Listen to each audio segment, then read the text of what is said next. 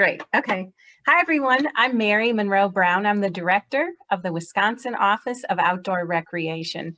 It's my honor to be here today with our esteemed panel to host the Outdoor Recreation Panel, where we will discuss and reflect Wisconsin's Office of Outdoor Recreation and share their vision for how it will continue to uplift the tourism economy, drive economic development, and support healthy lifestyles and resources in Wisconsin, even as other states race to catch up.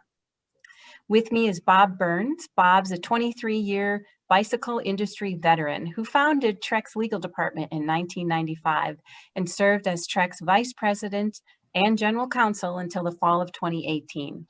Bob currently serves as the board chair for the Wisconsin Bike Federation. Bob is a past recipient of the Bicycle Retailers Brainy Award for Outstanding Bicycle Industry Service and has served on many industry organizations in different capacities over the years, such as Dream Bikes, People for Bikes, NICA, and the BPSA. Bob has been active on the national, international, and local levels on such issues as model legislation for e-bikes, trade and tariff issues. In addition to serving as Trek's general counsel, Bob helped found B-Cycle and served as B-Cycle's president for 10 years. B-Cycle has grown to become the country's largest provider of public bike share systems and has launched in over 52 cities and provided over 20 million rides.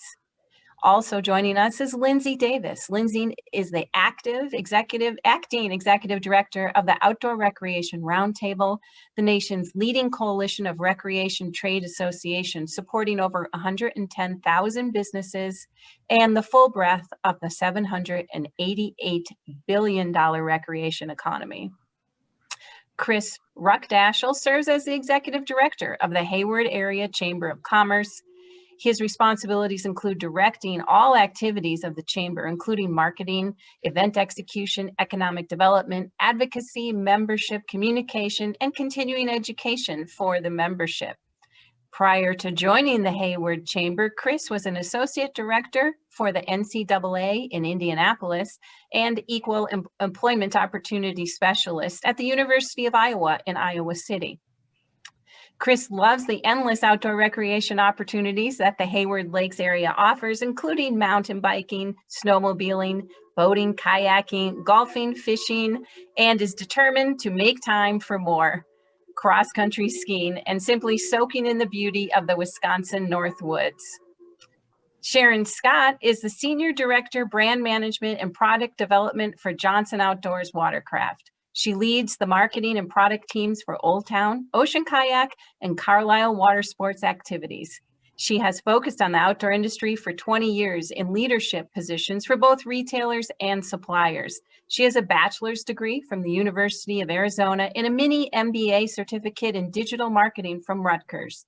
She is passionate about building great teams and great products that help people enjoy the natural beauty and awe of the outdoors. She's an avid hiker, camper, and kayaker, and an enthusiastic novel angler. So welcome. I appreciate your time being here today. We'll kick off the panel with a brief introduction to the Office of the Outdoor Recreation. As you know, Wisconsin's natural assets abound, with nearly half of the state covered by forests. More than 15,000 inland lakes, 2 Great Lakes, 43,000 miles of river, 2 national scenic trails, and so much more. The opportunities to participate in outdoor recreation are endless. And for all those reasons, the outdoors has long been a critical component of our tourism offering. In fact, the outdoors is consistently a top reason for visiting Wisconsin. Last year, the office released a first-of-its-kind report, an outdoor recreation economic impact report produced by Headwaters Economics, an independent bipartisan nonprofit research firm. The report shows the sizable economic industry and that we've all long understood. $1 in every $40 generated in Wisconsin is from outdoor recreation related activities, and this adds up to 2.2% of the gross domestic product. Outdoor recreation also creates 93,000 jobs in the state. Given that, Given that, what I'd like to do is talk about the national framework and then work our way back to the state level. Lindsay, we know that pre-COVID, 50% of Americans were getting outdoors. This summer, the Outdoor Recreation Roundtable survey results showed that more than 89% of Americans were getting outdoors, and about 30% of those were brand new outdoorists. Can you explain how this new group of outdoorists will affect infrastructure, policy, and trends in the outdoors? Absolutely, and thanks for having me this morning. Wisconsin is one of my favorite recreation states. I grew up fishing there, so I'm happy to be with you guys today. And yeah, it's just been an amazing year for recreation. If you've gone outside, gone to trailhead, tried to buy any piece of gear, especially fishing and RV equipment, you know it's just been slammed, and we've seen really record-breaking trends across the industry in participation, sales, even amidst the shutdowns and manufacturing challenges. So we're really thrilled with the trends that we're seeing, and it pairs well with the last couple of years, especially with ORR's focus and us coming together as a coalition to represent the full breadth of the recreation community, our ability to really measure the size and scale and impact of the recreation economy. So over the years, we've been working really closely with the BEA to support getting those state numbers, like you mentioned, Mary, and also the national numbers, which prove that we're just this huge economic driver with $788 billion and 2.1% of the GDP, supporting 5.2 million American jobs. So we kind of have this perfect storm of all that participation, our real weight being recognized, and influence and seat at the table being established, combined to have huge legislative wins happening, like the Great American Outdoors Act last year, especially at a time when really nothing else was getting through Congress. We saw this big bipartisan effort to get more funding to the infrastructure that supports the recreation economy and public lands, and our blue and green with lands and waters addressed. So we have billions of dollars now coming down the pipe over the next 5 years through GAOA that's going to address the maintenance backlog on public lands and focus on really getting us that 21st century recreation infrastructure to support this new wave of people getting outside and allow us to really evolve and continue to be the economic driver that we are. So we're really thrilled about the conditions of the recreation economy right now. I think everything is really teed up to have us be able to advocate for continued investment in our very important sector. Lindsay, you muted. Oh, that was all. There. Okay, great. Well, thank you so much. That was fantastic. Bob, would you mind following up on what you're seeing nationally from People for Bikes or IMBA or NICA? Yeah, I would say that Trek's information is very similar to Lindsay's research. Last April, back when this whole thing began, we weren't really sure what was going to happen. Trek commissioned a survey through Engine Insights, which found that 21% of respondents who own a bike have been riding more during the pandemic. I think we've all seen that anecdotally. When this thing began in March, none of us really knew what was going to happen. And sitting in my home office, slowly I started to see more and more people, neighbors, ride by on bicycles that I hadn't seen on bicycles in a really long time. I would say in some sectors, Rails to Trails has a nationwide system of bike counters, and some of the counters on those trails are up 200% year over year. So just like people have gone outside to go hunting and fishing and hiking and boating, they've gone outside to ride their bikes. And there are really three main groups of cycling people that we've been able to identify. The first are existing enthusiasts.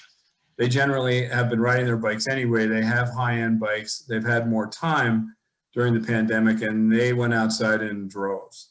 The second and maybe more important group is family cyclists who ride casually for recreation. We've seen a big increase in families coming into bike shops and looking for hybrid bicycles, helmets, accessories, and those people are looking for safe places to ride and are really leveraging Wisconsin's extensive trail network. And the third, which we see more in urban areas, are people who are riding to get to and from work, principally because they have time and they don't want to drive their car, but mostly to stay out of transit because of the perception of risk with respect to transit.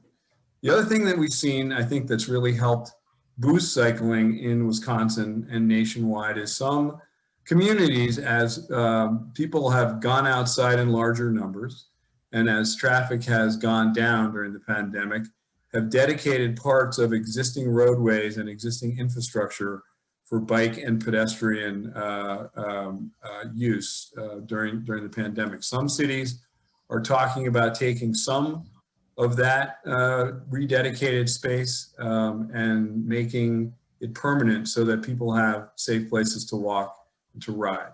Nationally, Trek works with organizations like People for Bikes, IMBA, and NICA, the National Interscholastic Cycling League, which is focused on getting more kids on bikes. We're active in Wisconsin and in Washington, D.C. To try and get funding to build safe places to ride. So very similar experience on the cycling side.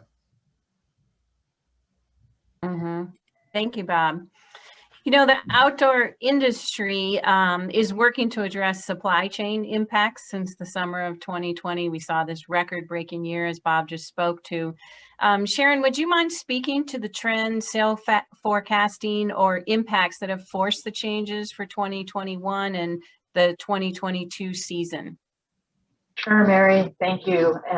Yes, it's been quite a challenge and opportunity for us to improve some of our processes and lean into a growth mindset to how do we best fulfill all the needs and the very high demand that our customers and consumers are having for our canoes and kayaks and accessories in there. We've been deeply engaged at Old Town and Ocean Kayak to safely meet increased demand. We manufacture in Maine using largely American parts, and that helps a good bit. But what it's really about for us is it's about the people. Our people are our secret sauce to success at Johnson Outdoors, and everyone has stepped up their creative thinking, long-range planning, efficiency improvements, communication to across the whole supply chain, from end users to first level part suppliers domestically and overseas to do our best to meet demand. We've been able to thankfully adjust our processes to try to meet the needs of the consumers, whether they're similar to Bob's assessment of cyclists, whether you're a recreational paddler or a family going on a multi-day camping trip, or even out and about tournament fishing from one of our kayaks in there. So it's been an excellent example of resiliency and communication, and it will continue to be an opportunity to stretch those wings for the next year and a half from everything we're seeing. Right, definitely. Thank you, Sharon. I really appreciate what you have to say about your people, and that being the secret sauce, and true sustainability comes from those teams that you love creating. So that will bode well. Thank you for sharing that. Chris, do you want to comment a little bit on the trends you're seeing on the ground right in Hayward? Yeah, for those that may not be aware, we're up here in the northwest corner of the state. And, outdoor recreation is kind of our bread and butter to begin with. And that's long been the case. So I think the way that we've looked at it, like so many adverse situations in life, the good news is there can be contrasting, positive outcomes that happen as a very result of the situation. And I tell you what, we've experienced that. I think we all agree we never want to go through a pandemic, of course, again. We never want to see that again, if at all possible. But we have been very fortunate in a vacation land area like us anyway, that we have long been able to offer the very type of experiences and activities that people tend to enjoy, even in the best of times. But we certainly have seen here in Hayward that on the ground that it's been exponentially ratcheted up in terms of our visitors, people partaking in all of these different activities and attractions, frankly, as a result of the pandemic. And that's a positive silver lining that we've seen. You know, up here from a marketing standpoint in a Chamber of Commerce, we've long believed in kind of a strengths-based marketing approach, which is a real simple concept. You simply focus on what you already have, what your strengths already are, and emphasize those and accentuate those. So, I mean, that's, again, something we practice anyway. And conversely, we don't want to spend as much time or too much time and energy and resources focusing on what we don't have.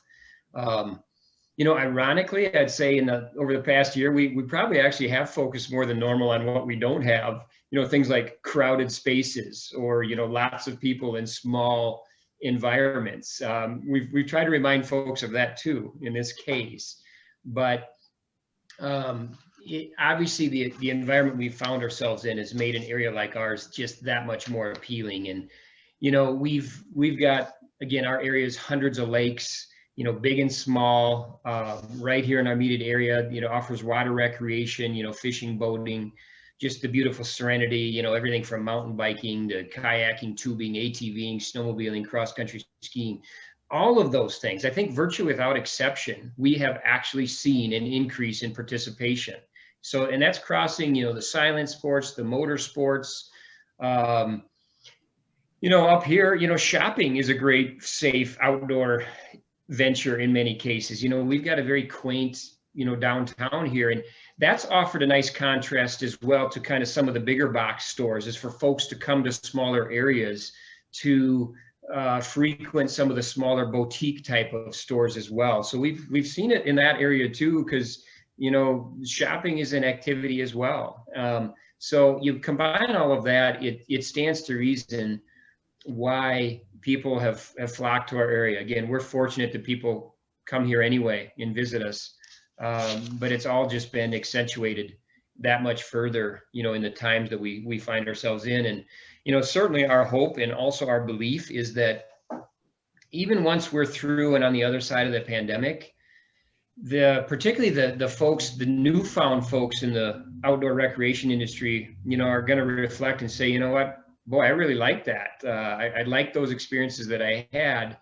I'm going to keep doing those things. We hope there's not a rollback. Mm-hmm. And frankly, I don't think we certainly hope there will not be, because, you know, outdoor recreation has so many benefits, you know, physical, mental, and in so many different ways that we just think out of necessity, it's introduced some folks to all the great stuff that's out there. Right. That's great. I love too how you talked also about, you know, there's a book about called Strength Finder. So you're talking about the strength of marketing, and Sharon's talking about the strength of people, but that still all relates to playing onto the strengths that you have related to, you know, people who are visiting and experiencing your areas. As you all know, the Office of Outdoor Recreation has been fully staffed for a year. And we're really excited about, you know, the work that we've been able to accomplish and what is coming forward. Would you mind explaining your connection and how that office has affected your work? Sharon, do you want to kick off maybe speaking about the production that we participated in? Sure. Thanks, Mary. You know, it's been a real pleasure working with you in the office. Theoretically, it is a give and a get for us. Right, we were able to partner for a Travel Wisconsin photo shoot last year and provide some kayaks and paddles and PFDs. And I know we also work with Bending Branches up a little north of us as well on some of the paddles and pieces like that. And for us, that's a real win-win, right? We win by having the additional exposure of our brands to people who are just opening their eyes to the natural wonder and beauty and travel opportunities, whether they're coming from out of state or within the state. And then for our 100+ Wisconsin-based employees, it's also just such a moment of pride whenever we see our products out there. We all get a real kick of seeing someone if we're on a bank fishing and someone's in a bass boat with a Minn Kota motor, we're like, that's my company, right? Whether it's my division or not is less important. So for our 100 plus Wisconsin employees who get to see, let's just say, a beautiful shot on one of our many lakes or rivers that you took in there, and like, hey, that's an Old Town boat, that's an ocean boat, that's my company. It really helps, right. inspire our employees to discover more of our home state and to get out there more. And then the other side where we really benefit is the events like this, and being able to participate in the tourism conference and getting the updates on email of some of the best practices, what our communities are doing, and participating in the webinar. So it's been a really strong and positive thing for us since the establishment of the office, and we look forward to continued opportunities to help each other grow. Yeah, great. Thank you for your guidance and your support, Sharon. Bob, do you want to speak a little bit to the connections with the industry, how the success of the economic impact report and kind of what you've seen from that? Well, first I want to comment on Sharon's comment about looking at every boat that goes by and say, hey, that's one of our boats. I do the exact same thing with bicycles. I look at every bike that goes by to see if it's a Trek, and I look at every helmet that rides by to see if it's a Bontrager. So I can definitely relate to that. I will tell you that I was thinking how the timing of this office, the formation of this office, when it came together, given the pandemic, I mean, it couldn't have been scripted better, because all of a sudden, as we're talking about, everybody in Wisconsin has time and reason to get outside and reconnect with the outside. And while I love to ride my bike a lot, I also like to do other things outside. I like to hike, I like to fish, I like to get out in a boat, I like to canoe, I like to ski, I like to do a lot of things. And one of the things that I think that the Office for Outdoor Recreation can do and do well is create that tent where, beginning with the industry, everyone in the industry is under that tent talking to one another, because I think we can accomplish so much more together than we do individually. We accomplish a lot individually, but you know, many of us engage in many of these activities, and I really think we should be working together to protect, build, and enhance outdoor recreation activities and industry in Wisconsin. We know from the study that OREC commissioned and recently published that outdoor recreation is big business in Wisconsin. But we also know just how important outdoor recreation is to the physical and mental well-being of Wisconsin residents. And I think we as an industry share a responsibility to make sure that we're all working together and not against one another to make those opportunities for Wisconsin residents and Wisconsin visitors as multifaceted and as inclusive as possible. That's fantastic. I love it. That's part of the vision, is that inclusivity. Thank you for articulating that. One trend that we're seeing is that we saw from the University of Utah study about Zoom towns, and the highest factor in determining those Zoom towns is what the outdoor recreation piece is of those communities, who are seeing people move at a time when they can live and work anywhere. Lindsay, would you speak to this trend and how this will positively impact rural communities? Sure. And as someone who's based in Utah, who's navigating the housing market right now, I can tell you this is a real problem. But yeah, the pandemic has really demonstrated how much people value outdoor recreation, not just with their habits, but also with their purchasing power. So it's leading to some real challenging housing trends in high profile outdoor recreation destinations. There's some opportunities that are on the table with this timing. Smaller towns that are just leaning into recreation economies can plan proactively to capture the best aspects of building outdoor recreation in a way that maintains the culture that they have today. And this has been a focal point of OR's work through our efforts in rural development for recreation economies, where we've put together some toolkits and resources around this topic, and have interviewed just dozens of stakeholders from across the country, and identified kind of early collecting visioning around issues is critically important. So successful towns and regions bring together community stakeholders to talk about potential issues, including traffic management, housing affordability, wildlife impacts, new business development, schools, healthcare services, basic infrastructure, connectivity, large landscape planning, and community character as just being some of the main things that are going to come up. So the shared perspective is if these things are raised proactively rather than reactively, they can really have a positive impact on that visitation. So the Colorado Tourism Roadmap and Oregon Tourism Studios are great examples of this collective visioning process. And I think additionally, towns want to be sure that their entire value chain is bought in and aware of the opportunity posed by outdoor recreation to ensure that communities capture economic activity at every juncture. So as one federal funder that we interviewed wrote about considering which towns to provide grants, she wrote, if folks go to trails and camp, but bring their own food and only buy gas, that has zero impact on the local economy. We want someone to be able to get off the trail and have an opportunity to spend money on music, arts and crafts, etc., so they can stay a day or two and really invest in the visit.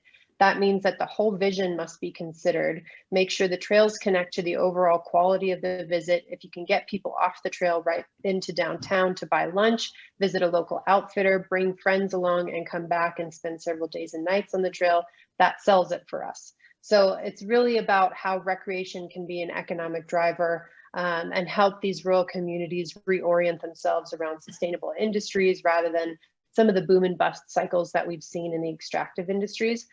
So it sounds like there's already been a ton of work shared about Headwaters economics, but some of their great stats around counties with recreation economies, they're more likely to grow and attract new residents, and have faster growing wages than non-recreation counties.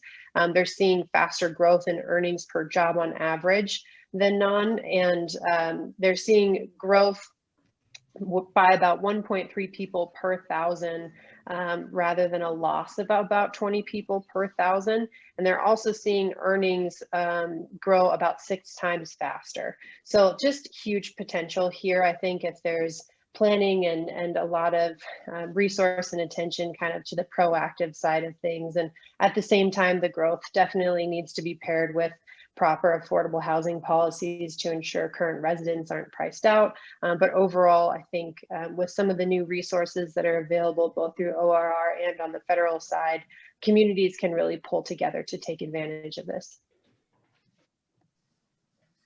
That's great. Thank you, Lindsay. Those were some amazing stats. Chris, what are you seeing in Hayward? You're seeing some people move to Hayward for this very Zoom town reasoning, aren't you? Yeah, you know, if you talk to our realtors, our real estate market has boomed, both in number of sales and real estate values.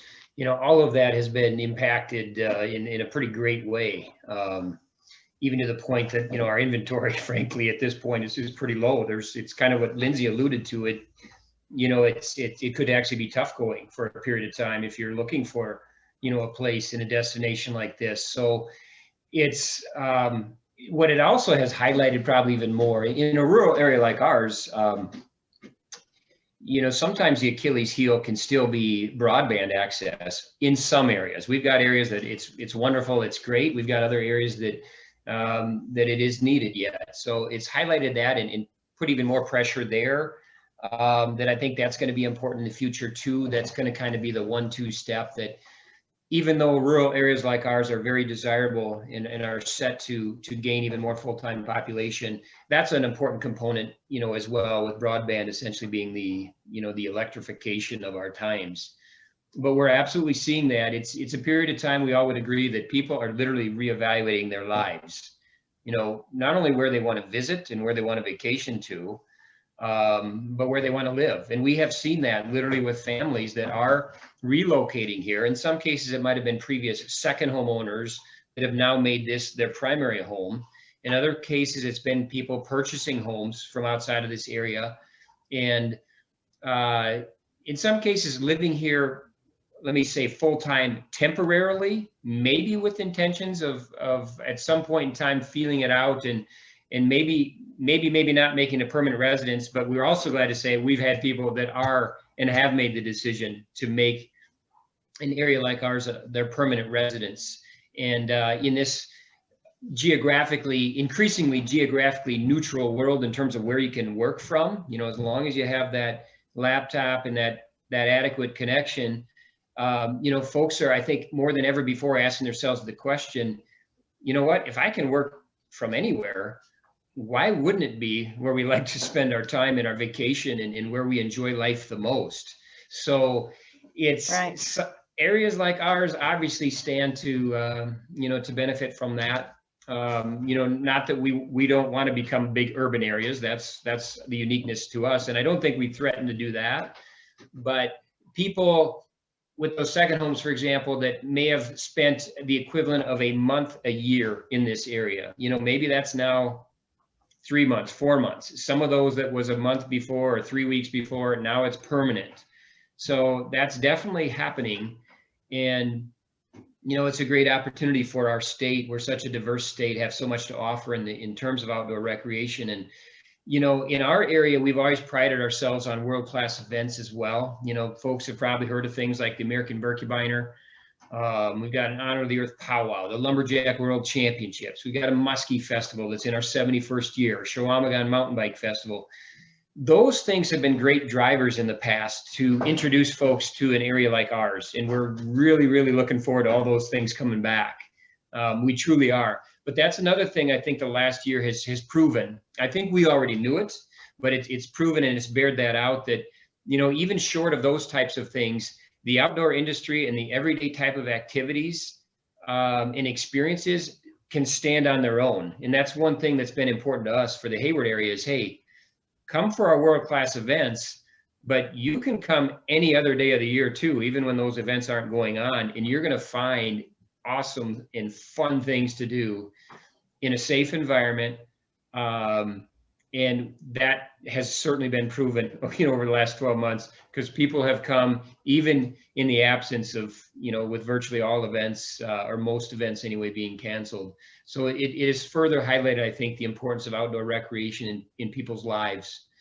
And that's been great to see. I think it's a very healthy thing for our society, as well as, you know, having a positive economic impact for, you know, these areas, you know, such as that we can offer. Right, right. Yeah. And you're speaking to the idea of participating in something that isn't an event, which is participating in the outdoors too, and going to the places that have the infrastructure in which to do that, which I think is a really good point. One thing I wanted to talk about next is we're talking about the new outdoorists. 30% of people participating are maybe new to the outdoors. And we're talking about being invitational. And so what can we do about share the trail ethics, leave no trace? How can we work together with the office to be sure we're properly educating people? And maybe what are some examples you're seeing? Sharon, do you want to kick us off and then we'll go to Chris and Lindsay? Sure, thanks, Mary. Outdoor ethics and safety in the outdoors they're essential to growing participation, and not just participation, but enthusiastic participation and retention of new outdoorists for being outside. I personally I'm a Leave No Trace trainer, took the 3-day class with some traveling trainers probably almost 20 years ago at this point now, and it's in addition to essential for the growth and sustainability of our businesses and communities. It feels a little odd saying it this way, but one of the best approaches that we have to that kind of outreach is digitally, to be very digitally focused, because people are starting all of their journeys online, right? Whether it's from their phone or their computer or their tablet, they're doing their research about where should I go? How do I do this? How do I fish from a kayak? What do I need to be Right. to be safe going out on Lake Michigan versus on Big Muskego, right? There's all those differences in there, and so we're really heavily focused on sharing that digital information. We have a team of content folks, one we call brand evangelists, whose job is to really be out there listening to our communities and putting out content that's going to help them engage with these activities. And we feel confident that when you get further engaged in these activities, you're going to choose our crafts because of the quality and value proposition we have. And that runs everything from, we tend to go in little cycles. And so last year we did a multi-part series, including in a culminating in a pledge to wear your life vest campaign. We know that very few people who drown are wearing a vest, right? And so to enhance the safety and enjoyment in the future, we encouraged all of our communities on social media to pledge to wear their life vest, not just have it on the boat. In January, we did a series on fitness, how to stay fit and get ready for kayak season, right? And how to, people are not going to a gym. Lifting some of our fishing kayaks is actually quite a good workout, and engaging with those. Right. So we talk a lot about best practices and to share tools across the outdoor recreation community to have best practices in there.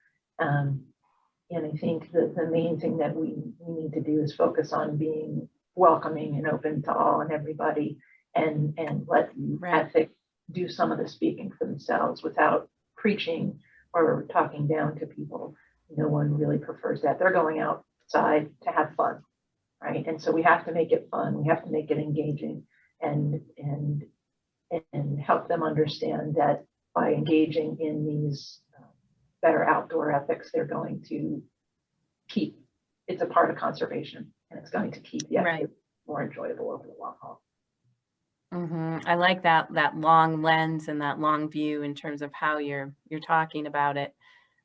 Chris, do you have some ideas here of what you're seeing that might be working in your area?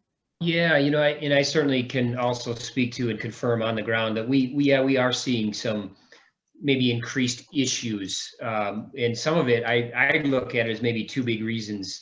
It's kind of a numbers game to begin with. Certainly just a greater volume of people out there, on trails, for example, is just by percentage, there's going to be more issues that happen with, whether it's trespassing. In some cases, new snowmobilers, for example, might be treading in areas that are off trail that they shouldn't have been. We've seen that to an extent. Some of that's just a lack of education. They're new at the sport. They maybe don't know how important that's been. We've had situations where, our groomed fat bike trails, we welcome hikers on them, but we ask that they have snowshoes on, but have hiked in hiking boots in some cases, which lessens the experience for others. So I can confirm that, yes, there has maybe been an increase in some of those issues. It's a good issue to have, and I do think that just increased, education at the front end, that can, even an information center like ours, we can play a role in that. And when we hand that hiking map to somebody, or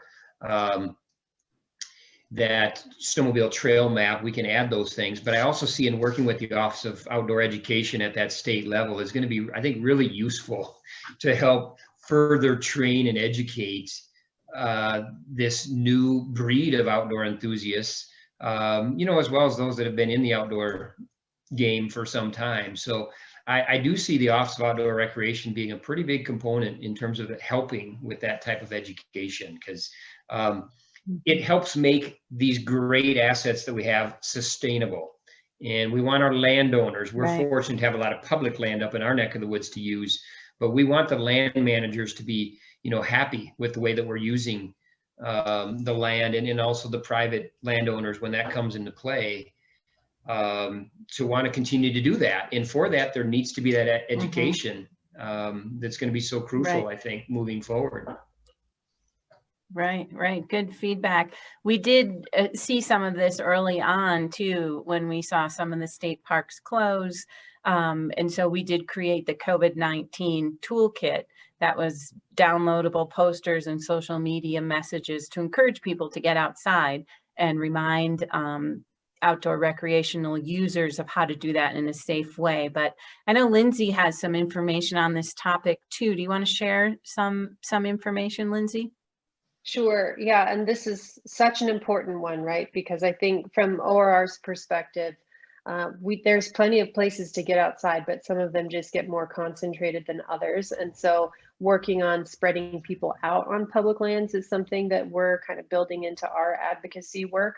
And there's some other great campaigns and coalitions that have formed over the last year. Worth mentioning too, the Recreate Responsibly Coalition, which was a big effort by agencies and nonprofits and businesses to come together to sort of handle some of these surges in recreation, especially around mask wearing and stuff like that. So I think we'll continue to see increased education campaigns and efforts that are kind of across the spectrum being implemented as a positive effort. And then on the business side of things, I mean, obviously there's these huge surges. All of the companies want to maintain these new outdoors people. And so making sure that they have a good experience in this first year is really key. So there's a lot of effort happening on the business side within the RV industry to create trainings and information to deal with your wastewater and be able to do that properly and ensure that people have a good experience with their RV. The same thing's happening on the boating and hunt and fish side. There's been a long-standing effort on the R3 side in hunting especially, but everybody's looking at these trends and going, okay, how do we keep these people around? How do we make sure that recreation is still the thing that they're going to prioritize and make sure they have a great experience and turn into lifelong outdoors people. Right. And we've seen too from our partners at REI, the Recreate Responsibly campaign, you've seen some of your ORR members really get behind that educational piece too. Mary, if I may, one piece that I should have mentioned earlier is the local businesses that are our dealers and our retailer network are key partners in this as well. Right. They're the local expert. We cherish those relationships and they're our biggest sources of distribution and information. So keeping great relationships with our retailer network is really important to us as well. And it's great to see the office partnering with retailers as well. Yeah, that's a good point. So as we're all talking about getting into the outdoors and the experiences we've had that we like to do, what we've shared with our family and friends, we've talked about being inclusive and making sure we're being inclusive. So Bob, would you mind speaking to Trek's equity programs with NICA and the Trek team to address inclusion in the outdoors?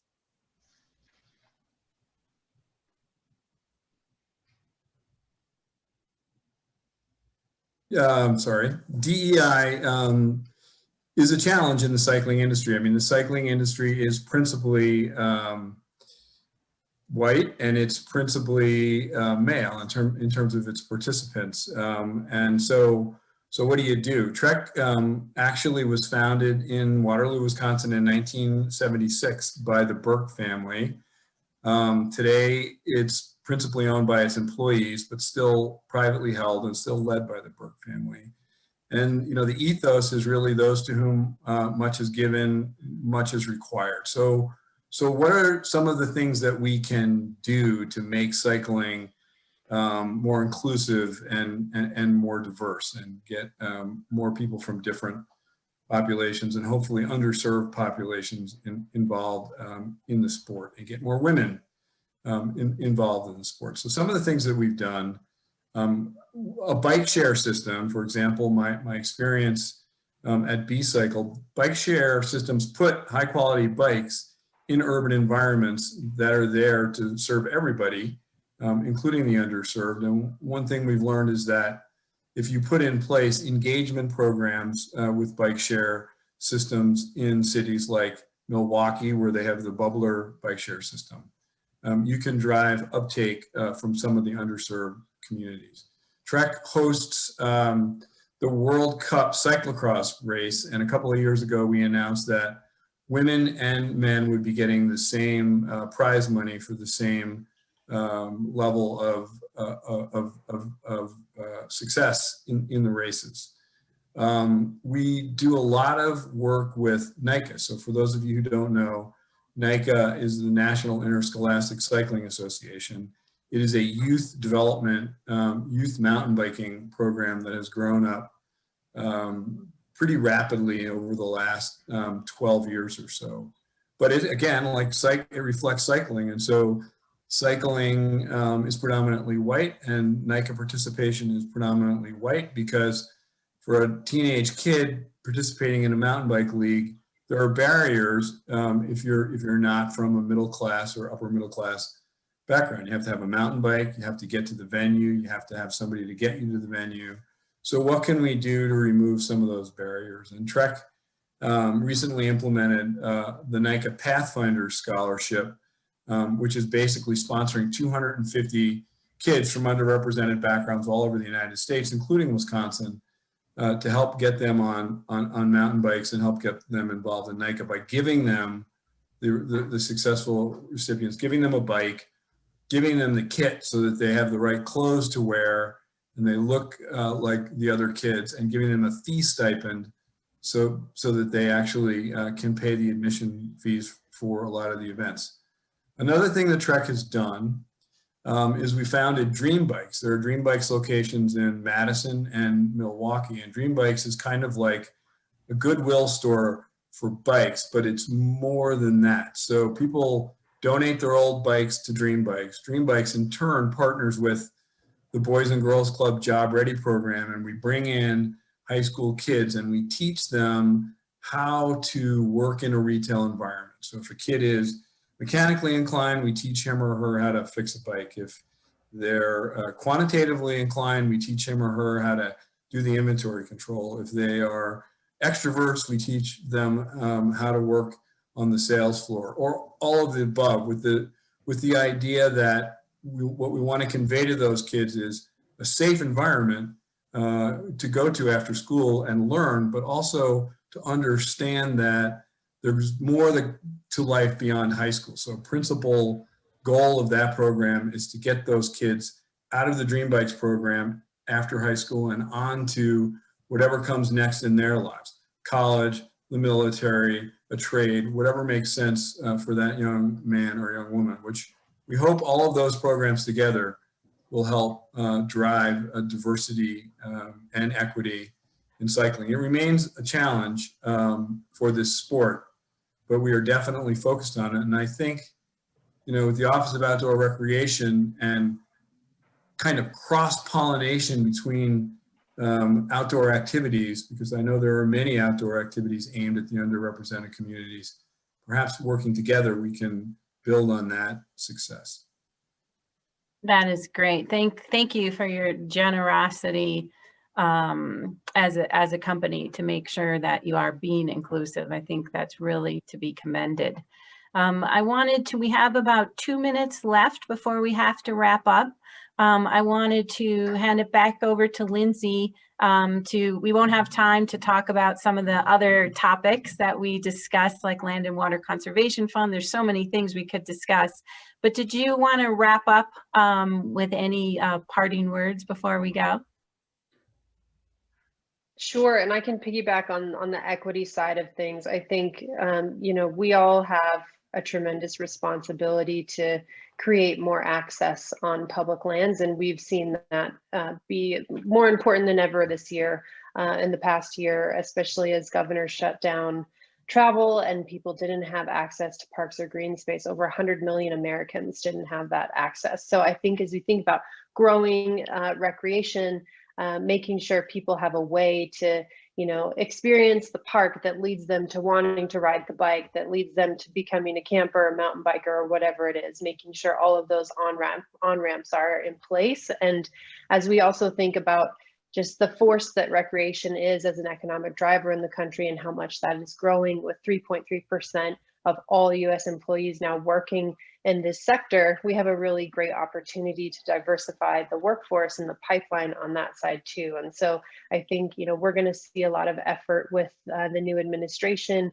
when the service corps and in some of the talent pipelines through, you know, high school trades, people who are not normally looking at the recreation sector for jobs. There's going to be a ton of opportunities. So I think these state offices are so important because there's so much coordination that can happen between the states and the federal side. And there's just tons of best practices across the country that we can look at and emulate, and all be working on building these very place-based and culturally specific recreation economies.